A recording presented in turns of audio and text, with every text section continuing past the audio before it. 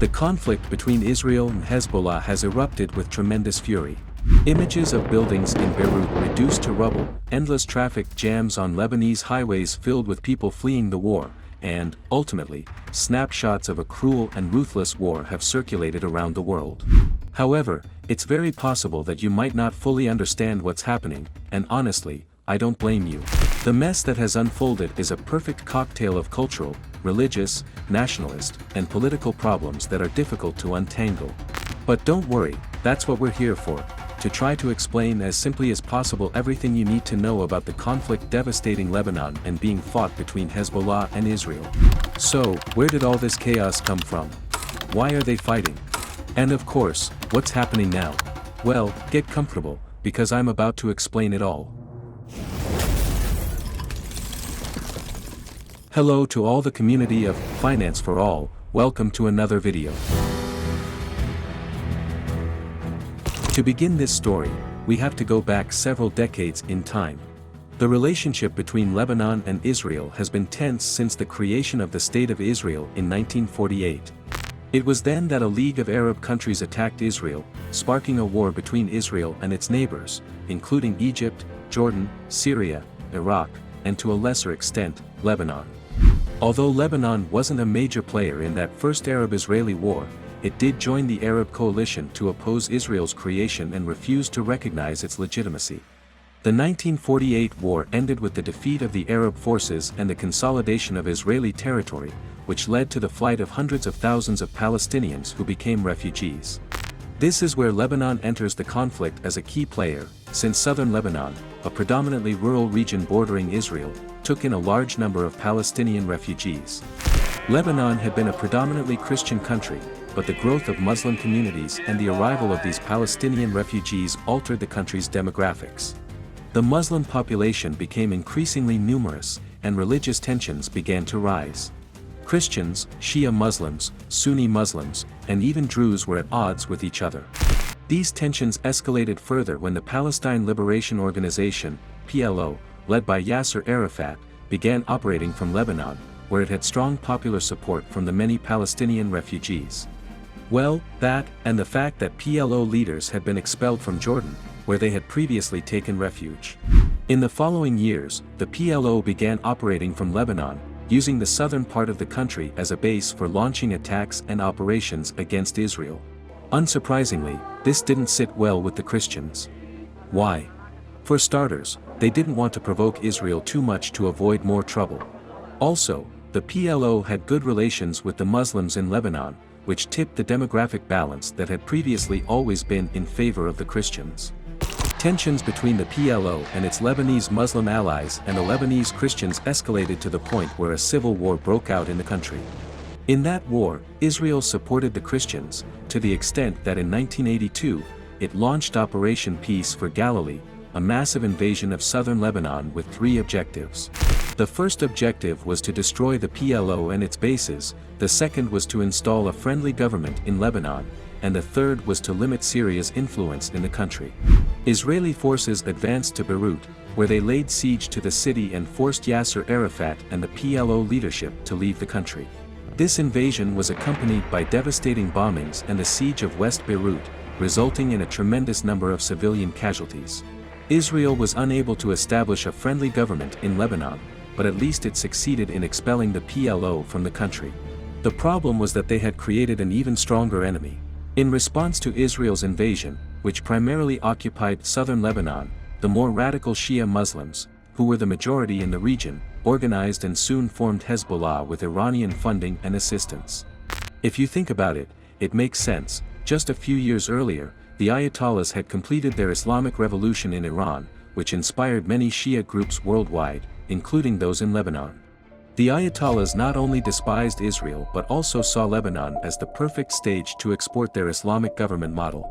Thus, they provided financial, military, and ideological support to Shia organizations in the country. In this context, the Iranian regime helped organize and train Lebanese militants, which ultimately led to the creation of Hezbollah.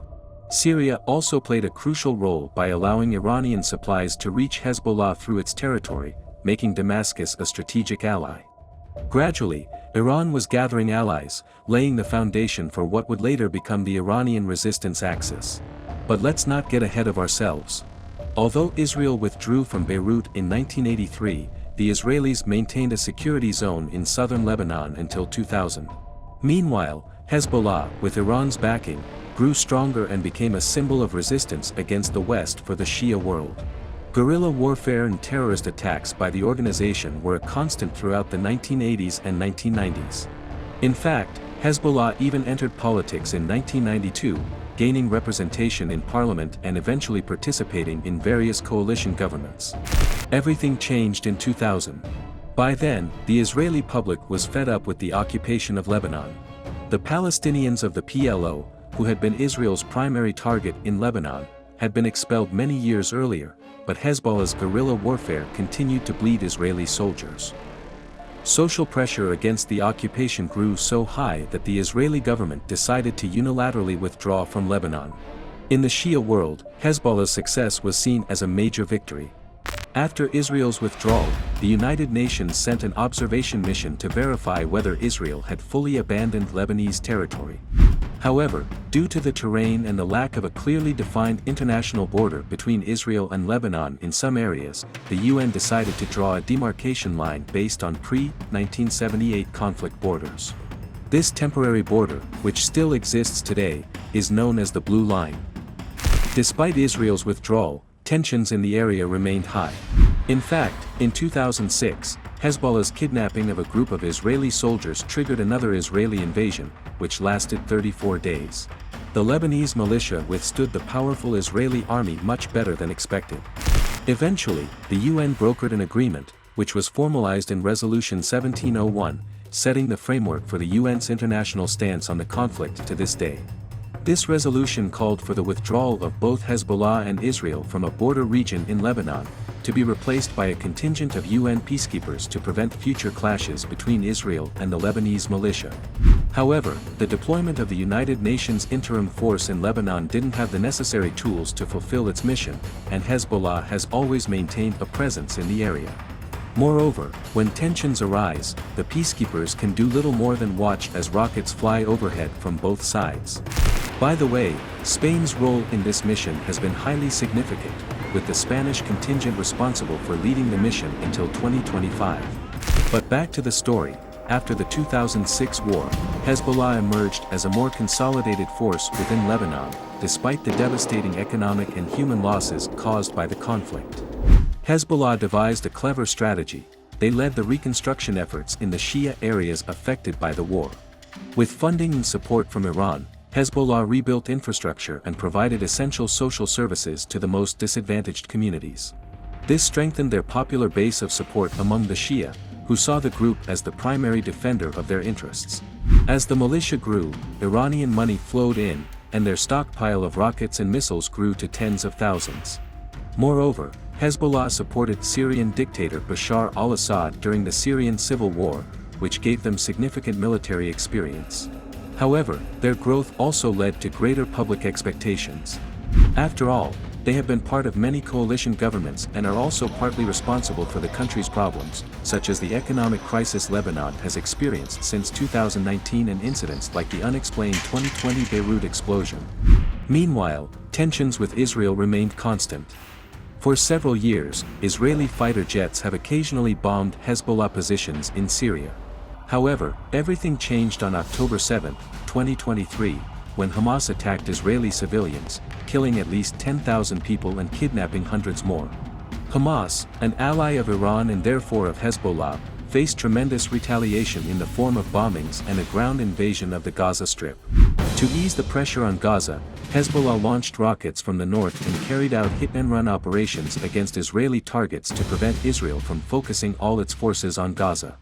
But as Hamas weakened, Israel shifted its attention back north, making Hezbollah the new target. Throughout 2024, Israeli airstrikes on Hezbollah's leadership have been relentless.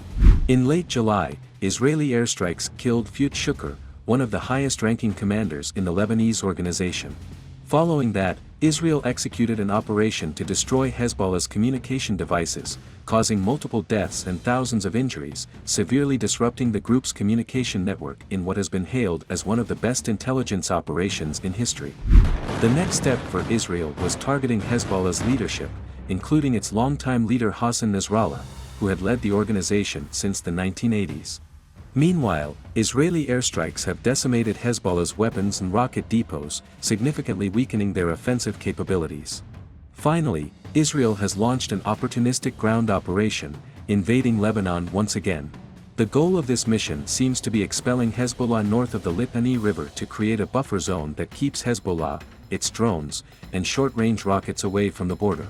According to the Israeli government, the objective is for the 90,000 displaced Israelis, forced from their homes by Hezbollah's attacks, to be able to return. In response, Iran launched a massive ballistic missile attack on behalf of its ally, which managed to partially breach Israel's air defenses, potentially opening a new dimension to the conflict. As of the date this video was made, many questions remain unanswered. Will the regular Lebanese army defend its territory, or will the conflict remain a battle between Israel and Hezbollah? In any case, Hezbollah has significantly more power than Lebanon's regular army. More questions arise. Will the United States provide military support to Israel if things escalate? Will Iran attack again to Israel? Will Israel extend the conflict to neighboring Syria? If you have any thoughts or reflections on these questions, let me know in the comments. Whatever happens, we'll keep you updated here.